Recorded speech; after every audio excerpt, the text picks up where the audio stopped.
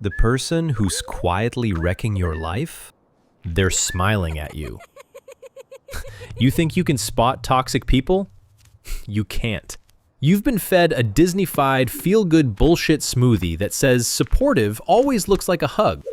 In the next few minutes, I'm going to dismantle that comforting little lie you've been clinging to. Expose 6 hidden vampires sucking you dry without you even realizing it, and show you how to drive a stake through every single one.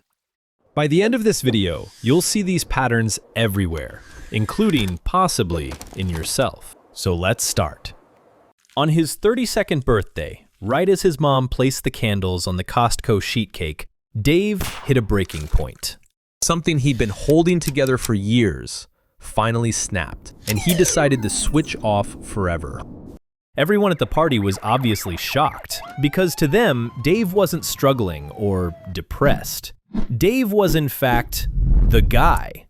One who'd talk you off the ledge, carry your emotional debt, patch your Wi-Fi, and pretend it was no trouble. But what nobody saw was the pressure building inside him. And that makes Dave the tragic, extreme mascot for the first hidden type we need to discuss. The ticking time bomb. The person who's so good and nice until they explode with all the darkness they've been bottling up. They're all smiles and no worries, until one day they go nuclear because you ask them where they want to eat dinner. And you're left standing there like, how did we get from I'm fine to you've always disrespected me in 5 seconds? Most people with this profile lash out at others. Dave, however, did the opposite. But he didn't get there alone. We need to look at the 4 other names on Dave's guest list that day. The people who drove him to the brink. First is Dave's sister, aka the unconscious manipulator. She never asked him to throw it all away. She just showed up on his doorstep at 2 a.m., going through her 3rd meltdown this month, helpless and hysterical. And Dave, being the guy, had to fix it. But here's the truth. These people refuse to potty train their own psyche, so they shit all over yours instead. Everything becomes your responsibility. Their anxiety, their breakups, their 2 a.m. meltdowns, and their chaos. And because they are not doing it on purpose, you feel guilty for saying no. But by cushioning every fall, you aren't helping them. You're just becoming the emotional parent to a full-grown adult. Second on that list is Dave's mom, aka the moral Crusader mother.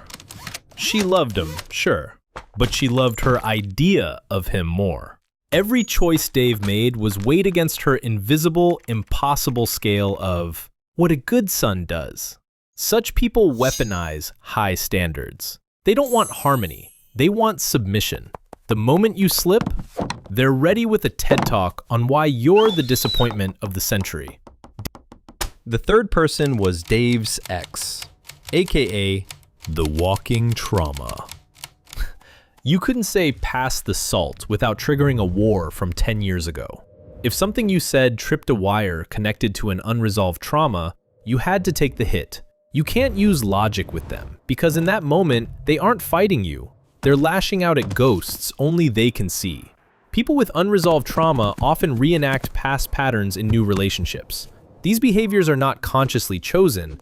They're a kind of unconscious drive to master or resolve the old trauma. And unless they face those ghosts, every relationship they have will eventually turn into a haunt. And now the last person on Dave's guest list, his neighbor, aka the performer. The guy who was there for beer and probably the only one still wondering if it is okay to have the cake. The performer lives behind a flawless mask and makes you feel like shit for being human.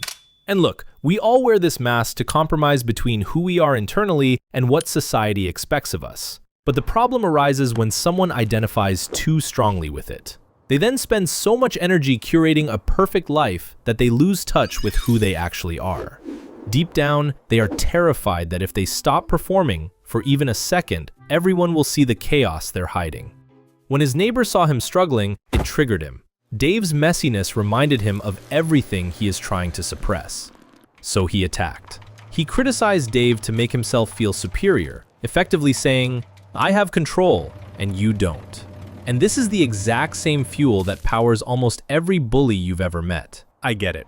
This is a heavy load to unpack in just 5 minutes. And you're probably sitting there, waiting for me to teach you the magic words to confront these 5 types. But here's the truth. You cannot. And honestly, the fact that you want to is part of the problem. You think if you just find the right words, the right argument, you can save them. But that's not you. It is your need to be the hero in their lives. Trying to reason with them is just playing chess with that bird. You already know how that ends. The only way to win is to stop playing. Before you click off to go doom scroll or watch cat videos, look at Dave's guest list one last time. Which one is draining you right now? Go down to the comments, type their title, and tell me what they are. Acknowledging they exist is the first step to deworming your brain. If this struck a nerve and you want to see more videos like this, hit subscribe. I'll see you in the next one.